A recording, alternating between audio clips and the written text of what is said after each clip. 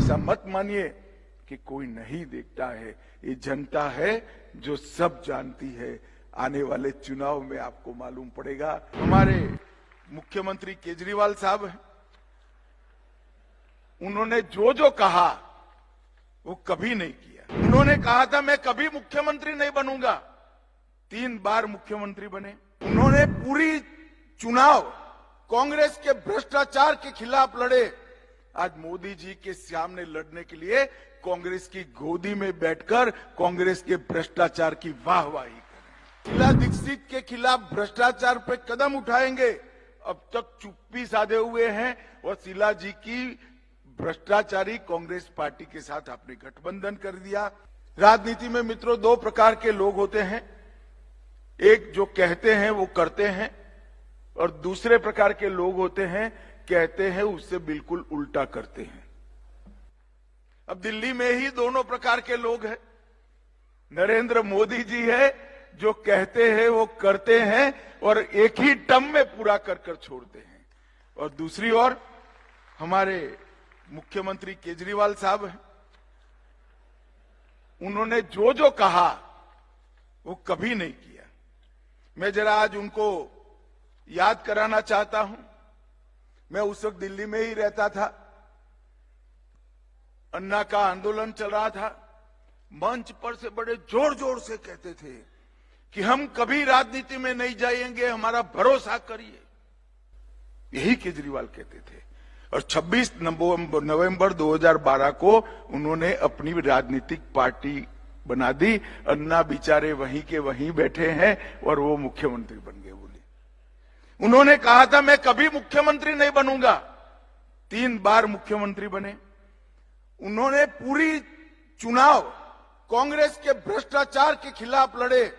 आज मोदी जी के सामने लड़ने के लिए कांग्रेस की गोदी में बैठकर कांग्रेस के भ्रष्टाचार की वाहवाही करें। हलफनामे में कहा था कि हम वीवीआईपी की सुविधाएं नहीं लेंगे।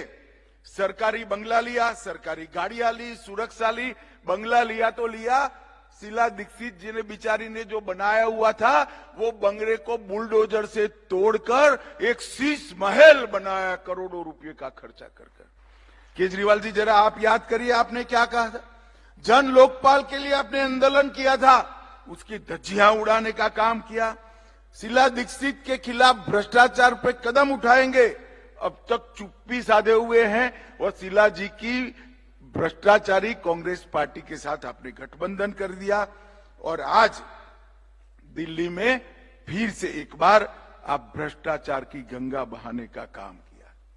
मित्रों, इनकी ये जो एनजीओ से मुख्यमंत्री तक की सफर है वो केवल और केवल वादा खिलाफी, झूठ बोलना, बार बार बोलना और सार्वजनिक रूप से झूठ बोलने से भरी हुई सफर है। और उनके भ्रष्टाचार के लिए भी आज कांग्रेस पार्टी के भ्रष्टाचार की हम बात करते हैं। कॉल ब्लॉक हो, कॉमनवेल्थ हो, 2G का घोटाला हो, Saradha chit fund, INX media, Aircel, अंतरिक्ष, land for job, Panchkula Gurgaon में भूमि का आवंटन, Jammu Kashmir cricket association, Embraer deal, Hawk aircraft, AgustaWestland, Bofors, Maruti घोटाला, ये सारे घोटाले की निंदा करने वाले केजरीवाल जी स्वयं आज क्या हुआ बताइए मुझे। दिल्ली में शराब घोटाला हुआ।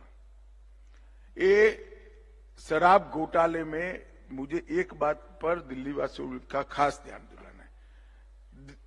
पहली बार देश में ऐसा हुआ है कि किसी राज्य का शिक्षा मंत्री शराब घोटाले में जेल में गया है। जिनका काम शिक्षा का प्रचार और प्रसार करने का था, उन्होंने शराब का प्रचार और प्रसार करा, 2875 करोड़ का घपला किया और आज जेल में बैठे हैं।